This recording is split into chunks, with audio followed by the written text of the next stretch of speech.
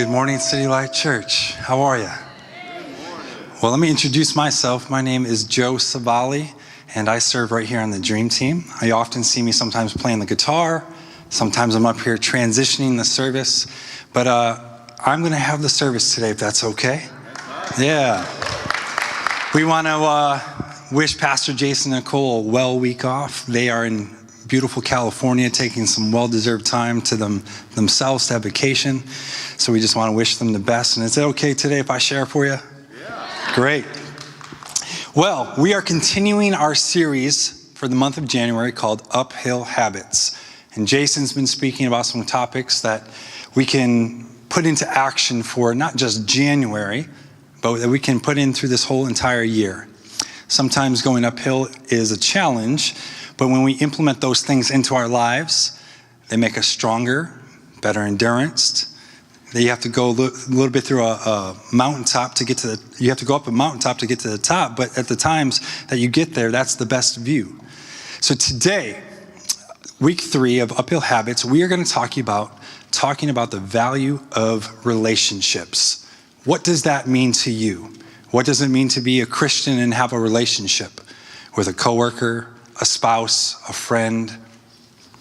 And I can bet you that some of you in this room have somebody in your life, a friend, somebody you see 7 days a week, once in a while on Facebook, that we don't want to admit it, but if they were out of your life, things would be a little bit easier. We all have one of those maybe?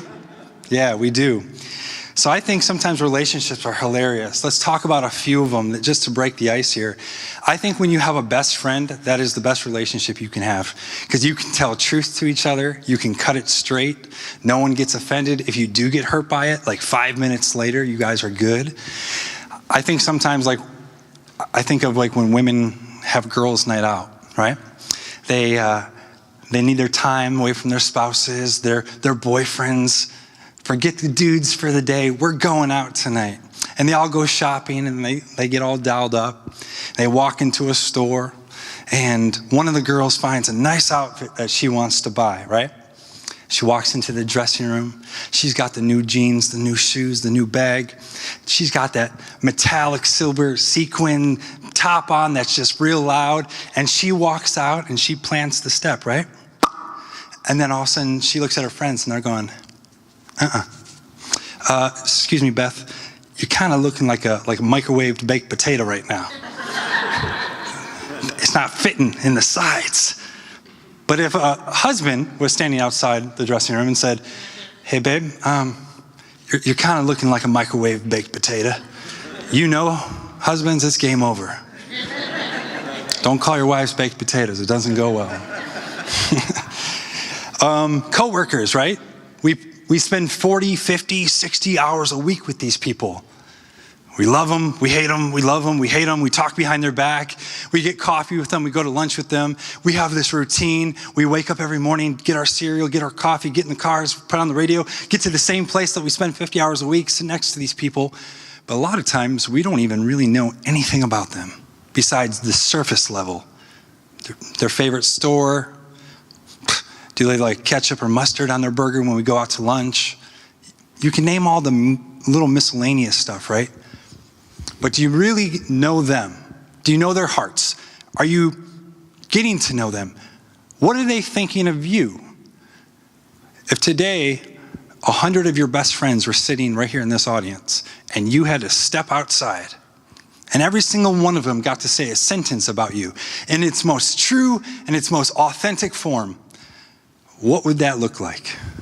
Imagine if God was sitting right here in the front row and we had a movie on this big screen. And that movie was your life from the day you were born to this very moment right now. Every single minute, every conversation, every barbecue, every text message, every email. God was watching. What would that look like? Could you sit there next to Jesus in the front row and be proud of that little film? I think a lot of us would clench up pretty tight, get anxiety going, whoa, I remember that one barbecue. Can we clear that one out? Because that wasn't my best performance. But then we have other relationships. Who in here is either a daughter or a mother? mother-daughter relationships are, they're bizarre to me.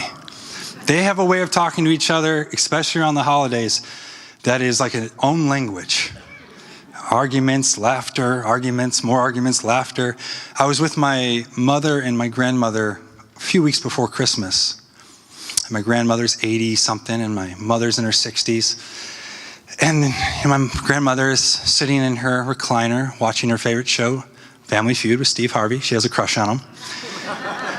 And she's flipping through this magazine that is probably from 1980 or 70. That is like 400 of her favorite blouses. I don't know what type of magazine she subscribed to, but $1 a year gets you options to these blouses. So she's flipping through, trying to pick out a new blouse for the holidays. She calls my mom in the room and says, "Hey, I'm having a hard time. I don't know which blouse to pick. There's a whole beige family of taupe and brown and tan, but the two I'm deciding on are sandal and oatmeal." And my mother's like, "Well, sandal's a shoe and oatmeal is a breakfast food. Why these aren't colors? Well, I don't get it." Now they're one shade apart. And so then, the grandson's in the corner drinking his coffee. And I said, "Listen, I can handle this debate. Let me look at that magazine." My mom says, "Son, you have no say in this matter." So I said, "Okay." So they start talking. They get into an argument now about shoes and breakfast and every other thing that happened from this little magazine. And then finally my grandma's like, "Well, it does cost $2.99 to ship it. And it's from a warehouse in Traverse City." My mom says, Nope. I would rather drive to Traverse City and pick it up than spend $3 on shipping." And I'm like, "Mom, that doesn't really make sense. It's like $30 in gas to get 3 hours. You got to eat." And she's like, "Who's talking to you?" Mothers and daughters can argue and be in love and all at the same moment. But my beautiful wife is in the front row today. We are 2 weeks away from having our first child. We weren't sure if we were going to make this message today. There could have been an option B just to show you a video, but we are here. But I love my relationship with my spouse, and there are a million things that she is great at. She is a great organizer. She's a great decorator. She's a great Italian cook. Come on, somebody. But I've learned that there are some things that my wife is not that great at, although I love her. We were on our honeymoon, and we went to New York City, and we thought, let's do something romantic. Let's go to the park, see where we got engaged, but let's do it a little differently this time. And my wife, I learned at this moment, does not know how to ride a bike. She is almost 30 years old, and the bike is the enemy. You want to see, I thought we were going to get a divorce almost at that moment because of the argument that we were having. She's saying, the whole thing is uphill. I'm looking at Central Park, and it's about as flat as it gets. But she couldn't ride that bike about 2 miles per hour up these little hills. And I started to realize, why do people always say, "Hey, happy birthday, you're turning 40. It's all downhill from here." Shoot, that would have saved my relationship in Central Park if it was all downhill. You don't even got to pedal. Why do we say this? It's all downhill from here. That's when you go for a jog and you see the uphill, you're like, "Oh, I'm going to have a heart attack if this happens again." The downhills, that's the easy part. So today, I want to talk about the next habit, which is relationships. And I want to share with you 3 stories that you'll be able to look back on today, look in your notes, and relate to hopefully at least one of them, if not all 3. 3 very real stories, but they all kind of circle around one thing. Sure, you can have relationships with workers. You can have friendships with these people. But today, what does your relationship this year, 2019, start off like with God? Is it where it's supposed to be? Is it where you want to be? Have you been making mistakes? This is going to be for a lot of people in this room. So the very first one that I want to talk about, our first story, and will be on the screen, is called The Watcher. The Watcher. Who in this room, when you decided to choose this Christian walk, whether it was yesterday, 30 years ago, maybe you're just getting to know a relationship with Jesus, maybe you're here today to find out. But for the people in this room that have been Christians for a while, when you chose the narrow path, a relationship with Jesus, a friendship, did your friendships on this earth just like become simple and double in size? Did your finances double? Did your bank account just increase overnight?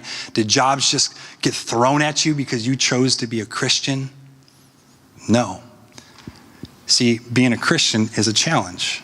It's an uphill battle. You're being watched every day. Facebook, Instagram, Twitter, walking down the work hallways. People are watching you, and they have thoughts about you, whether you know it or not. What are they wearing? I don't really want to get to know that person. I just heard all the negative stuff they were saying while they were talking with a group of people. That's exactly the type of person I try to stay away from. You think you're the greatest person that God put on this earth, but what moment did they catch you in? So I want to share a Bible verse with you from Matthew 6. Listen here. Be especially careful when you're trying to be good, so that you don't make a performance of it. It might be good theater, but God who made you won't be applauding. When you do something for someone, don't call attention to yourself. You've seen them in action, I'm sure. Play actors, treating prayer meetings and street corners like they're a stage. Acting compassionate as long as somebody's watching, always playing for the crowd. They get applause, true, but that's all they're gonna get. When you help someone out, don't think about how it looks. Do it quiet and unobtrusively. That is the way your God, who conceived you in love, working behind the scenes, will always help you out. Brings me to a story where I was working 10 years ago, a brand new job. I was 24 at the time, and I started this marketing job in Troy. And I said, this is going to be the year that I really don't put on a show for people. I want people to recognize that I love God, that I serve a God, that I can pray for people, that they can come into my office and they can be prayed for, that I'm not going to be skeptical or in fear to share my faith. I want people to see the light in me. I'm going to have to make some sacrifices for sure. So I would spend the next 8 months listening to worship music, Bible on my desk. Hey, how you doing? Anything I can pray for you for? This and that. People got to know me as like the Jesus cubicle. Hey, when we want some good advice, go see Pastor Joe. I wasn't looking for the title. I finally was just doing good for God. And then there was a moment. There was a moment where the coworkers are standing in the hallway and they're all having coffee, taking a break from the daily activities, and they're walking through, and I can hear them from the other room talking very inappropriately. And I was walking with my coffee back, and I decided to take a break as well and jump into conversation. And they were talking and talking. It was my turn to chime in. I decided to say something that I regretted. I made a mistake, and I said some words that were gross. They hurt people. And then all of a sudden it went quiet for like 5 seconds. And the guy to my right, his name was Jim. He said, Joe, I guess as long as you punch your time card in on Sunday mornings, you got a good seat with God in heaven, huh? And I said, oh my God. He said, I knew you were like us. It was all a show. He said, nobody's that good. And I said, oh my God, 8 months of hard work. And in one moment, one sentence, 5 words, I've ruined my reputation as a Christian with my coworkers. Do you think people came in my office the next day, the next month? Can you pray with me? Can you share advice with me? No. They wanted to talk about the inappropriate things that I chimed in with one sentence because I had lost my credibility with them. They were watching me all along. They were watching me all along. Sometimes when we come to church, we're around people all the time. This is our community of people. We all think alike. We all serve the same God. But today I want to share some stats about something that I just thought was so interesting. I found this information years ago. And my second point is called the jellyfish.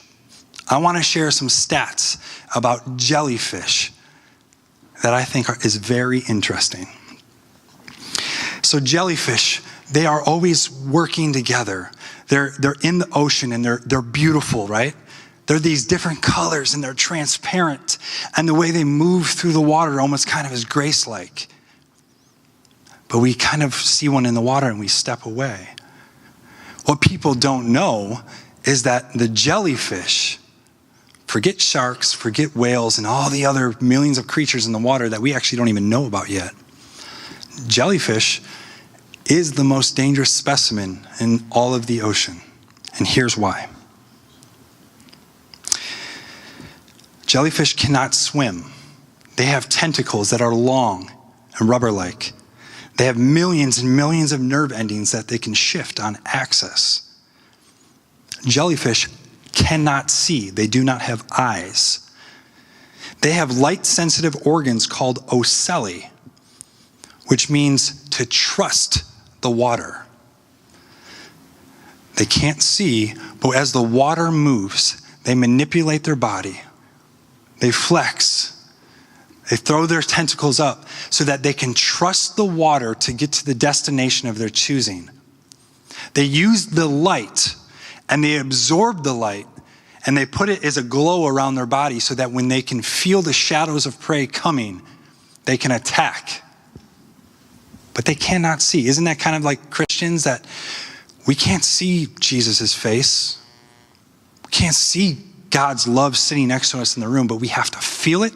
We have to trust that it's there, knowing that the direction we need to go, even if it means killing somebody on the way, getting rid of somebody, we have to trust the water. A swarm of jellyfish is 100 to 1,000. Jellyfish that latch onto each other like a mast of a sailboat, and they use the water to guide their path, and they eat everything in sight. They can go up to 25 miles per hour when together. A bloom of jellyfish is 10,000 plus. They current together with one intention.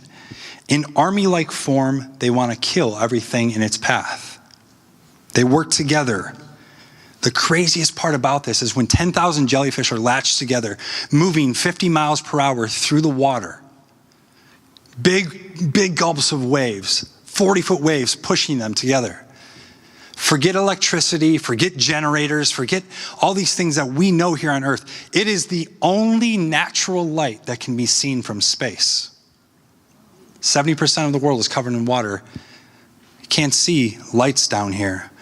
But when they see 10,000 jellyfish in an umbrella-like form moving through the water, all soaking in light together, it is the only natural light that can be seen from outer space.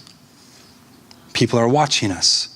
What type of light are we sharing with our friends in this high school, our friends at work, our holiday parties? When someone calls you just wanting to vent, what type of light are we sharing? Are we always annoyed, put out, disgusted? I sometimes like to think that we look at our relationship with Jesus like we can just take it for granted, okay? We've all shopped at a Walmart before. Walmarts are known to be cost effective. They're open 24 hours a day. You can zip in and get cereal, a carton of ice cream, some shampoo. You know that you're going to spend a couple of dollars cheaper than going to the other, bigger stores, Kroger, Target. Maybe the products aren't as great, but we know what we're getting for the price. And we walk in and say, you know what? I still got 3 hours. Target's going to close. I'll just zip over to Walmart when the crowds have zipped by, and I'll go in there and grab it and get out. We've all done that once before in our lives, right? What if our relationship with Jesus was like a Walmart? Hear me. I'm not saying cheap or devalued. I'm saying, what if God said, listen, I appreciate the relationship we have, but you come to me just when you want something. You come to me when you want something cheap. I know you lost your job. I saw it. But now you're asking for a new job. You never thanked me for the job that I had. You got mad at me last week and just gave up on me. You cursed my name in vain. The worship music hasn't been on in your office. You're talking bad with your friends, but then you do show up on Sunday, and then you're asking again. Ask, and you want it cheap, and you want it quick. You pop in for 5 minutes with me, and then you stop. But what if Jesus said, enough is enough? I'm closing down the Walmart. I'm closing down the shop for 364 days. You come to me when you want to pray. You come to me when you need something. You know what? I'm cutting ties with you. You hold on to it. Every job you lose, every person that says something about you this year, every tear, every heartache, every anxiety, you hold on to it.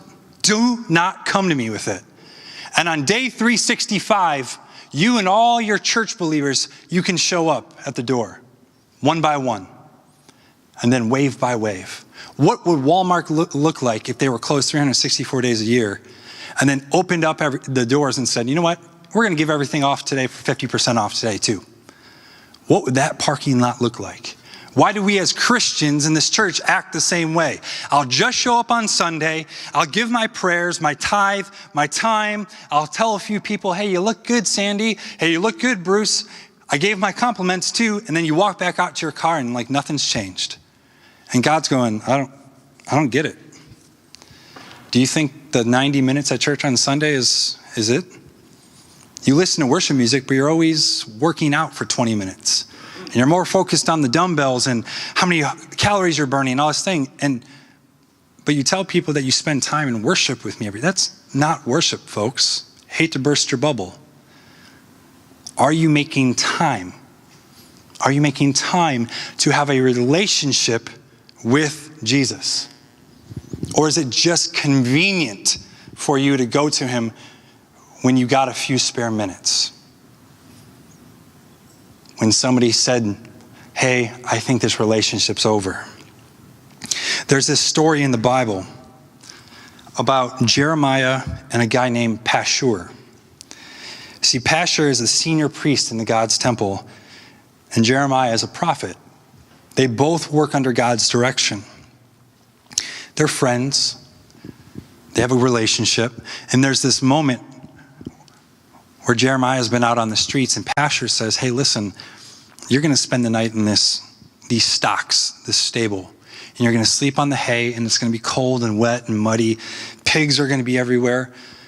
And he throws Jeremiah in, and he shuts the door. Jeremiah spends the night in there by himself with these animals. And he comes out the next morning, and he's ticked off. Door comes up, he walks out, and immediately walks up to Pashur and says, what is going on here? Don't you know that I'm Jeremiah the prophet? I serve under God. Pashur's like, yeah, so do I. But you've been a little bit reckless lately. And Jeremiah says, listen, we don't have a relationship anymore. Actually, you know what? I'm going to call you danger. You're a problem, Pashur. And I'm going to go tell everyone in the streets what you just did to me because you don't obviously know who I am. Pashur says, do what you got to do. Jeremiah storms off. I can't believe people are pointing at me. I can't believe they saw me come out of the stables. I got mud on my new clothes. God, this is what you wanted from me? This doesn't feel like servanthood. This doesn't feel like royalty. I got mud on my new sandals, and all these people are watching me, making fun of me. I thought you had something better for me than this. And then in this verse here in Jeremiah 20:11, he has this kind of bipolar moment where God says, stop talking. But God, me, a most fierce warrior, is at my side. Those who are after me will be sent sprawling. Slapstick buffoons falling all over themselves. A spectacle of human humiliation that no one will ever forget. God gives him a quick reminder. He says, I don't care who's pointing at you. I don't care what clothes you have on.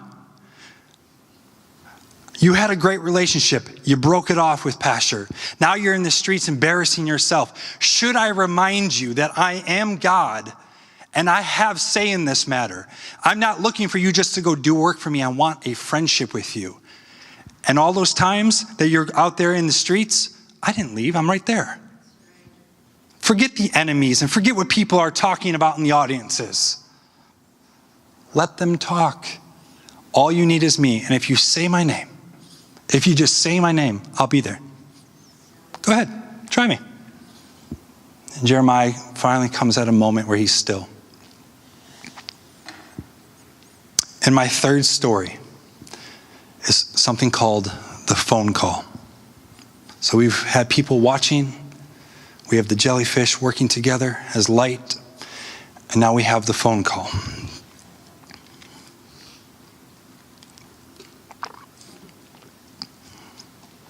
See, we've all had a situation like this before that we can relate to. We've said some things that we shouldn't have. We hurt somebody's feelings. Maybe we were in a relationship when we were younger. Maybe we're in a relationship now where we said some things that weren't of God. We made mistakes. And I believe God, who's watching us at all times, often is there when we're not even thinking about it. And I remember this moment, kind of true in my life, where I was on this phone call, right? And I said some things to a person that I was dating that were meant to hurt. They were meant to destroy. And I was gruesome and I was angry. And then all of a sudden the relationship ended. You know what? This isn't working out anymore. I can't believe you would say the things that you said. You said you thought you were in love with me. This doesn't feel like love. This seems like a waste of time. You know what? This isn't working for me. It's over. It's done. Good luck. Fine. Fine by me. Boom. And then all of a sudden you find yourself in the quiet of the house. Living room, kitchen. And you start walking. Oh man, I shouldn't have said what I said. I was thinking a lot worse, but that's not really God-like. But if this person would just understand where I'm coming from, it's their fault. Don't they know that I was trying to be flexible? I was trying to be understanding. Forget them. This one's on them. I'll let them decide to come back to me. All of a sudden, hours goes by, and your heart and your mind start to do that thing where you start to pace. And you're like, man, if I could just hear that person's voice, if they would just reach out and call me, I think I could explain myself. They'll call. Day goes by. I don't get it. Why aren't they calling me? Are they thinking about me? Are they thinking about the words that they said? Do they even care about me? Are they giving up? Are they really going to give up on me that much? They won't even give me a second chance? No, I'm not ready for that. I don't want them back. Now you start really getting anxiety. You're not eating. You're not praying. You're not listening to worship. All you can think about is this phone call. If they just gave me a call, I could tell them that I'm sorry, but I want them to recognize it first. You're sweating. Your heart's beating a mile a minute. I don't get it. They must not understand the phone makes a sound. It rings. You go to hello? It's not the person I thought it would be. I don't get you, God. You said you've been with me this entire time. But clearly, you're not here with me right now because I'm hurting. I'm in pain. This person wronged me. You've seen me. I've had depression during the night. I've had anxiety during the day. I can't do this alone, but you never show up. You say you're going to be there, but I never see your face. I don't even feel you anymore. I don't even think you're real. I'm giving up on you too, because clearly it's been years and my bank account hasn't doubled. My friendships stink. And now this happens. I'm done. I'm over it. And then the phone rings and you run over to it. Say, who is this? Hello? It's me. Me who? Are you ready to say you're sorry? Because I've been waiting on your phone call for 3 days. It's me. What do you mean it's me? Speak up. What's your name? Who is this? My son, my daughter. It's your dad. It's your Father in heaven. Stop talking. Stop yelling. See, this entire time I was there. I was there when you were on your knees crying at night. I was there when you lost your father. I was there when that family member just left. I was there at work when those people said those things about you. I was there when your anxiety and your depression kicked in at night. I held your pillow the entire night. I was there in your car when your tears came streaming down your eyes and that sunlight came through the window. That's me. It's always been me. But you're not recognizing it. You spend too much time yelling. You come to me just when you want. I didn't want to have to make this phone call, but I had to let you know that I'm still real and I'm still your father. I have a plan for you. I have a direction for you. I just need you to stop talking and listen for a moment. Be still. Be still. It's me, and it's always been me, and it will always be me. Would you just give me the second chance? Once you have a relationship and a friendship with me, everything else will follow. I promise you, I will never let you down. I will pick you back up. Will you stand with me, church?